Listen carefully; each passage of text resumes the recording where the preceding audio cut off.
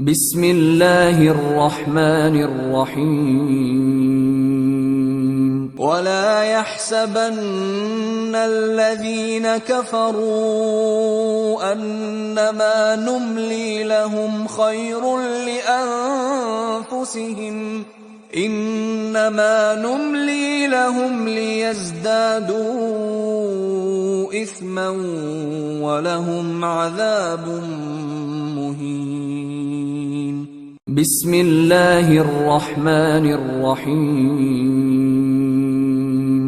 فلما نسوا ما ذكروا به فتحنا عليهم أبواب كل شيء حتى